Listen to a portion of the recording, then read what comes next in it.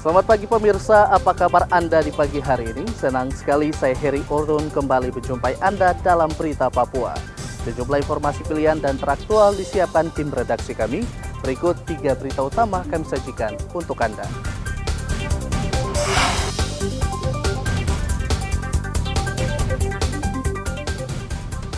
Seorang pengendara motor tewas terlindas truk. Polda Papua mewanti-wanti penambang emas di Pegunungan Bintang untuk waspada terhadap kelompok kriminal bersenjata.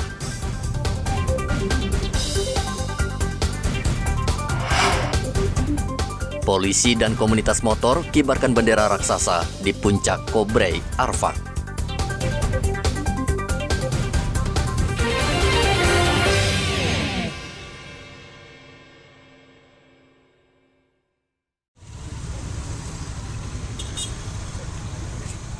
Seorang pemuda di Timika meninggal dunia tergilas truk di Jalan Cendrawasih Rabu kemarin. Anju Sahrukan mengendarai sepeda motor dari arah Kuala Kencana. Saksi melihat pemuda ini sempat menyerempet sebuah minibus yang sedang terparkir di jalan lalu ia terjatuh. Tidak berapa lama kemudian truk melintas dari arah belakang dan menabrak korban. Jasad korban dibawa ke rumah sakit sedangkan pengemudi truk dibawa ke kantor polisi.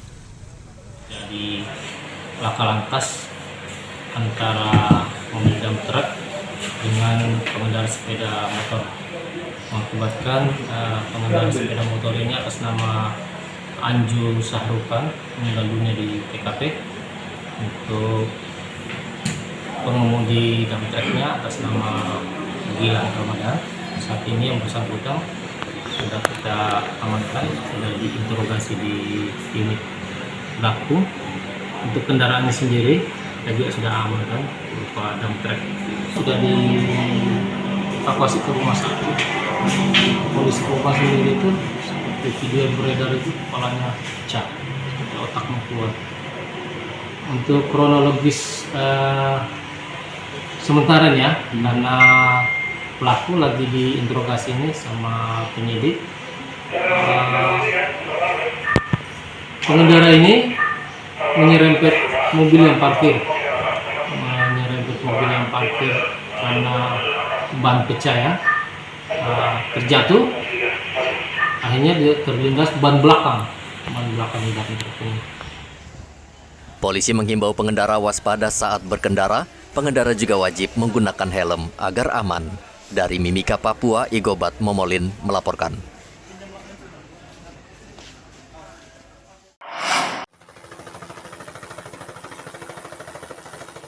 Kapolda Papua mengingatkan kepada penambang emas ilegal di Kampung KW, Distrik Awimbon, Kabupaten Pegunungan Bintang, agar waspada dan menjaga keselamatan. Sebab lokasi penambangan mereka rawan diserang kelompok kriminal bersenjata. Irjen Matius Fakir mengatakan di Distrik Awimbon tidak ada aparat keamanan yang bertugas, serta tidak ada akses jalan darat kecuali melalui udara. Matius meminta Kapolres Bovendigul untuk berani mengambil langkah tegas mencegah masuknya para penambang liar di sana. Saat ini ia telah memerintahkan Direskrim Umum Polda Papua bersama Satgas Damai Kartens untuk membuat strategi guna menangkap para pelaku kriminal. Cari nafkah, tetapi ingat, nyawa itu tidak cadangan. Nah, kalau masih ada berani ke sana, risikonya seperti ini. Kemarin saya sampaikan kepada teman-teman, kita akan coba berusaha mencari cara untuk mengcover masuk ke sana dan menangkap pelaku kejahatan. Kalau kita bilang nanti itu gerombolan atau TK, nanti mereka membunuh, merampok, memperkosa, menganggap dirinya atau TK. Jadi sebaiknya biar dia berproses, saya sudah meminta kepada Dirkrim untuk segera menyiapkan tim. Nanti kita cover atau nama bagaimana untuk melakukan pemenangan yang ada di Pegunungan Bintang. Memang ini Pate agak jauh ya, jauh dari Pegunungan Bintang, dekat di Jawa Timur, dekat ke Bovendigul. Sehingga satu-satunya kan harus meninggal. Saya harus berani mengambil langkah tegas. Cuma ini kan dia adalah Bovendigul, sehingga nanti Kapolres Bovendigul lah saya bisa mulai mengambil langkah untuk membatasi para penambang itu naik ke atas. Apalagi transportasi tentunya itu lewat udara. Dan tentunya kan memudahkan kita untuk kontrol. Nanti saya minta untuk Pak Dirkrim segera menekan ke para Satreskrim untuk bisa kita paling tidak menghentikan semua aktivitas yang tidak sesuai dengan prosedur. Sebelumnya, kelompok kriminal bersenjata menyerang para penambang di Kabupaten Kawe, Distrik Awimbon. Akibat penyerangan tersebut, 1 orang penambang meninggal dunia. Audi Rampengan melaporkan dari Kota Jayapura, Papua.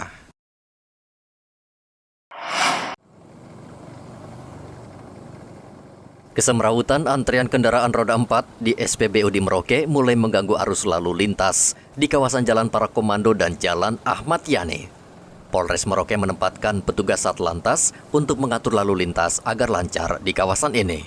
Namun tidak jarang, petugas mendapati mobil yang tangkinya sudah dimodifikasi agar bisa menampung BBM dalam jumlah besar. Petugas pun langsung membawa pemilik beserta mobilnya ke Mapolres untuk dimintai keterangan. Terkait masalah antrian BBM yang sembraut, maka daripada itu saya bersama anggota turun ke lapangannya, itu tepatnya di SPBU Ahmad Yani. Kami melakukan penertiban bagi truk-truk yang antri sembarangan ataupun parkir sembarangan, sehingga kita melakukan penerimaan. Dan kami lihat satu kendaraan double cabin merah yang terlihat mencurigakan. Nah, pada saat sudah mengantri tiba-tiba mau berputar arah untuk keluar dari antrian. Maka daripada itu kita mendatangi kendaraan tersebut dan ternyata terlihat ada modifikasi tangki dari mobil double cabin tersebut. Dan setelah kita cek surat-suratnya juga, kelengkapan surat-suratnya, dan ternyata didapatkan juga STNK-nya sudah mati, terhitung mulai dari tahun 2009, dan pemilik kendaraan juga SIM-nya sudah mati. Maka daripada itu untuk BB kendaraan yang dimodif tangki kita serahkan ke Polres. Tindakan polisi mendapat apresiasi warga yang kebetulan antre di SPBU karena ulah pemilik kendaraan modifikasi kerap meresahkan warga karena antrian kendaraan semakin lama dan panjang.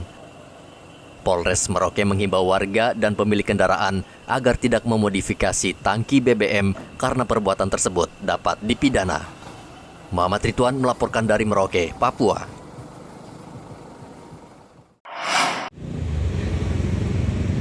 Lalu lintas di Jalan Yosudarso Rabu kemarin macet, namun bukan disebabkan aksi blokade jalan, namun kali ini akibat ulah seorang wanita yang mabuk minuman keras lalu tidur di tengah jalan.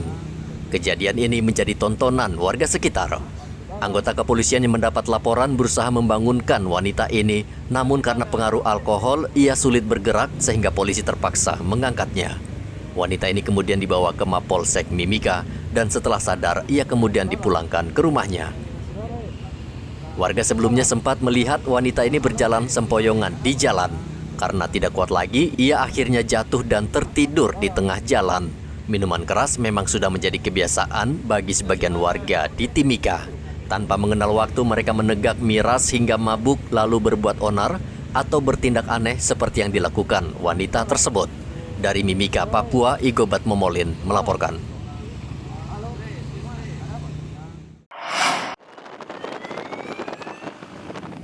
Untuk menanamkan rasa nasionalisme, patriotisme, serta menanamkan nilai-nilai perjuangan bangsa dan mengenang jasa para pahlawan, Polda Papua Barat bersama komunitas motor dan mobil Manokwari Raya menggelar touring merah putih.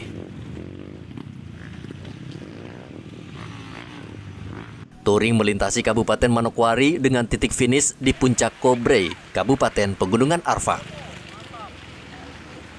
Tantangan terberat, peserta harus melewati ruas jalan yang bergunung dan terjal dengan jarak tempuh 195 km dengan waktu tempuh 10 jam pulang pergi.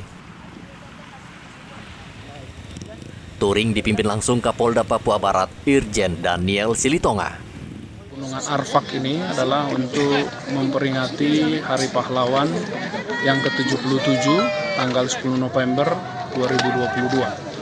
Nah, kami tadi sudah berikrar bahwa Papua Barat, anak-anak muda Papua Barat setia kepada Negara Kesatuan Republik Indonesia, memiliki bahasa yang satu, bahasa Indonesia, dan tumpah darah yang satu, tumpah darah Indonesia. Itu yang kami ikrarkan tadi di sini. bersama seluruh komunitas otomotif roda 2 dan roda 4 yang ada di Papua Barat. Ada berapa komunitas yang hadir pada saat ini? Tadi yang hadir untuk sepeda motor ada sekitar 250 orang, kemudian untuk roda 4 itu ada 60 orang. Di Puncak Kobrey, Pegunungan Arfak, acara dimeriahkan pengibaran bendera merah putih raksasa dan bendera kecil sebanyak 77 bendera. Puncak Kobrey merupakan puncak tertinggi di Papua Barat dan dijuluki sebagai negeri di atas awan karena ketinggian puncak mencapai 2000 meter di atas permukaan laut. Edi Musahidin melaporkan dari Pegunungan Arfak, Papua Barat. Pembangunan saat ini tidak lepas dari jasa para pahlawan yang telah berjuang merebut kemerdekaan. Di Hari Pahlawan ini, masyarakat harus mengingat kembali jasa-jasa pahlawan dan mengamalkan perjuangan mereka karena mereka telah mendirikan negara Kesatuan Republik Indonesia. Namun harus diakui saat ini, nilai-nilai kepahlawanan mulai luntur dan pudar karena generasi muda kurang menghargai perjuangan para pendahulu negeri ini. Berikut kutipan wawancara sejumlah warga Merauke tentang pemahaman kepahlawanan di era kemajuan industri digital saat ini. Nah, Ibu, di zamannya itu kan pahlawan merebut kemerdekaan. Nah, kalau Ibu sekarang ini sebagai profesi guru, apa yang Ibu lakukan mengisi kemerdekaan ini? Yaitu mencerdaskan anak bangsa, terutama anak usia dini. Karena kan anak usia dini itu anak yang masa keemasan yang sangat penting. Mengenalkan, terutama besok adalah Hari Pahlawan, dia mengenalkan siapa yang memerdekakan negara ini. Nah, Ibu kalau melihat sekarang ini untuk anak-anak kalangan milenial, nilai-nilai kepahlawanan itu masih dijunjung tinggi apa tidak, Bu? Kurang sih. Kurang ya? Makanya Seperti kita sebagai pendidik, terutama anak TK itu pendidikan anak usia dini, mulai dari sejak ini kita mengenalkan pahlawan kita. Tanggal 10 November Hari Pahlawan. Nah, kalau untuk Anda sendiri masih mengenal nama-nama pahlawan itu siapa-siapa saja? Untuk pahlawan-pahlawan kita kan ya seperti DI Panjaitan, Beni Burdani. Untuk di Papua sendiri ada Frans Kasiepo. Itu sih. Nah, kalau saat ini menurut Anda kira-kira nilai kepahlawanan itu di kalangan warga itu seperti apa? Sudah luntur apa masih tetap ada? Sejauh yang saya ketahui, nilai-nilai kepahlawanan itu dan semangat pahlawan itu yang ada saat ini pada masyarakat, khususnya untuk anak muda, itu sudah semakin tidak ada. Tidak ada ya. Bahkan mereka tidak ingat bagaimana perjuangan para pahlawan dulu untuk merebut negara NKRI dari tangan penjajah, itu mereka tidak ada, dan itu bisa kita pastikan dan bisa kita bertanya langsung kepada mereka. Untuk menghargai jasa-jasa para pahlawan kita itu, kita sebisa mungkin melakukan pekerjaan di masing-masing bidang kita. Misalnya seperti saya sendiri bekerja sebagai swasta, ya saya bekerja bagaimana melayani masyarakat seperti guru. Mereka sebisa mungkin itu bekerja dengan hati, mendidik anak-anak bangsa yang sejak dini supaya anak-anak itu bisa berguna di kemudian hari dan di masa depan, begitu kira-kira. Peringatan Hari Pahlawan yang ke-77 di Merauke akan digelar dengan berbagai kegiatan seperti parade, upacara, tabur bunga, seminar, dan perlombaan. Muhammad Ridwan melaporkan dari Merauke, Papua.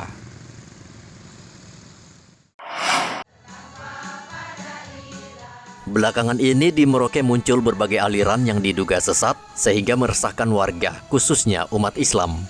Seperti di distrik Kurik, Tanah Miring, dan kawasan Wasur, muncul sejumlah aliran keagamaan yang diduga menyimpang dari ajaran agama Islam.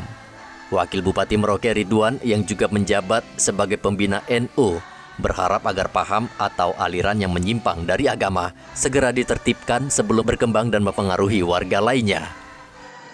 NU sebagai perekat umat pemersatu bangsa di Kabupaten Merauke tetap juga tidak boleh bertindak yang konfrontasi yang bisa menimbulkan ketegangan di masyarakat. Itu mereka kasih keterangan, kasih penjelasan bahwa tidak bisa memaksakan untuk melaksanakan sesuatu aliran tertentu. Kalau memang itu kita sudah punya dasar semua, tidak bisa memaksakan, intinya itu.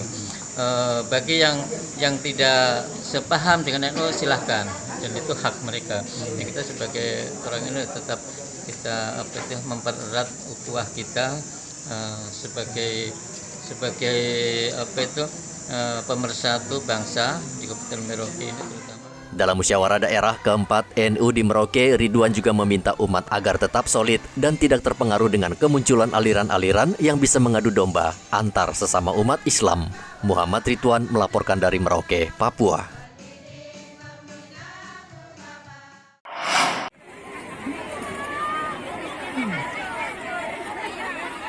Dinas Perindustrian dan Perdagangan Papua Barat membuka pasar murah dengan menjual paket sembako di halaman parkir kantor wali kota Sorong. Pasar murah ini diserbu ratusan warga yang tak ingin melewatkan kesempatan untuk membeli sembako murah. Warga rela antre berjam-jam dan berdesak-desakan karena takut tidak kebagian sembako. Bahkan sebagian tidak kuat hingga akhirnya jatuh pingsan.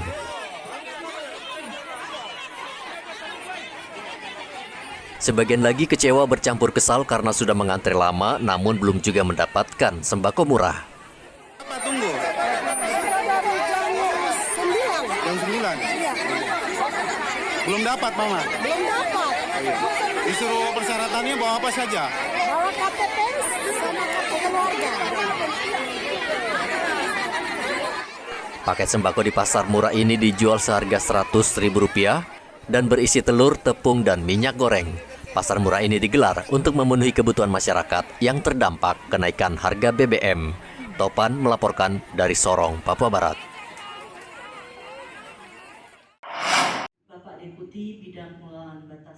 Pemerintah Indonesia akan membangun pos lintas terpadu di kawasan perbatasan RI Papua New Guinea, tepatnya di Kampung Torasi, Merauke. Pos lintas terpadu itu diharapkan bisa membantu nelayan Indonesia di wilayah perbatasan agar tidak terulang lagi kasus yang terjadi beberapa waktu lalu, di mana nelayan Indonesia meninggal dunia ditembak tentara Papua New Guinea karena memasuki perairan PNG.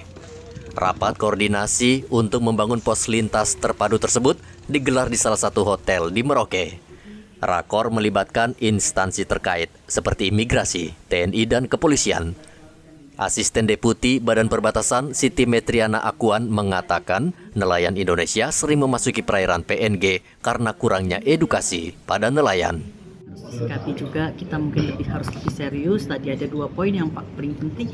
Yang pertama meningkatkan pertahanan keamanan kita di wilayah perbatasan kita. Yang kedua pembangunan ekonomi masyarakat di perbatasan. Ini 2 poin penting. Nanti uraiannya ada di sini.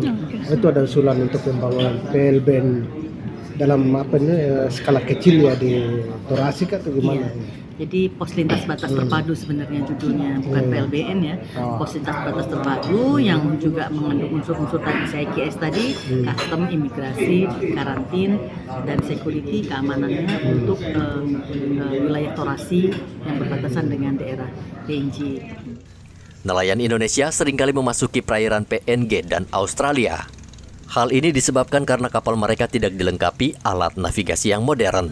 Dengan pos lintas terpadu ini, aparat diharapkan bisa mengawasi dan mengurangi pelanggaran batas wilayah yang dilakukan nelayan Indonesia. Muhammad Ridwan melaporkan dari Merauke, Papua.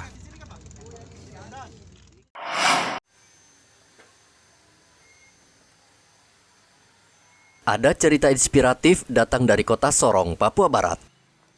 Cerita inspiratif datang dari seorang personel polisi yang bertugas di Polres Sorong Kota. Di mana kegiatannya, selain bertugas menjadi abdi negara, juga mengajar di sekolah. Aibda Khoirudin yang merupakan Babin Kamtipmas Kelurahan Klabulu, mengajar mengaji bagi anak-anak Papua Muslim suku Kokoda di Jalan Tanjung Seget, Kota Sorong.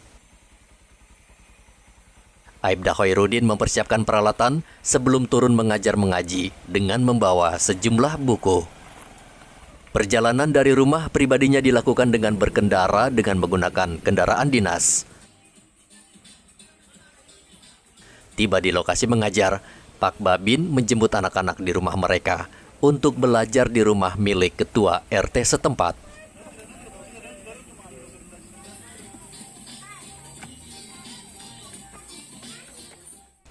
Meski sederhana tempat belajar mereka, namun tak memutuskan anak-anak ini untuk belajar mengaji dengan dibimbing oleh Aibda Khoirudin.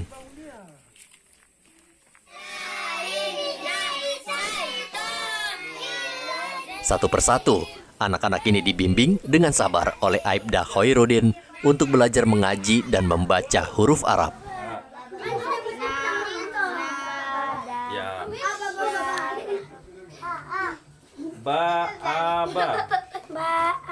Mantap. Aibda Khoirudin mengatakan aktivitas belajar mengaji dan wawasan kebangsaan ini telah dilakukan sejak tahun 2019. Ini kegiatan di TPA kami darurat, yaitu mengajar wawasan kebangsaan, pengenalan Pancasila dan Undang-Undang, kemudian mengajar ngaji untuk pemula, yaitu pengenalan huruf Arab, doa-doa pendek, dan Iqra. Sudah berapa lama dilakukan ini? Ini sejak 2019, namun 2020 karena ada pandemi sempat berhenti. Kita mulai lagi Januari 2022 kemarin. Antusias atau seperti apa? Ya, ini karena kebetulan kami, mereka biasa kalau sore setelah pulang sekolah umum mereka banyak bermain makanya sore saya lihat kesempatan untuk kami ajak belajar ngaji dan lain-lain. Alhamdulillah antusias mereka luar biasa.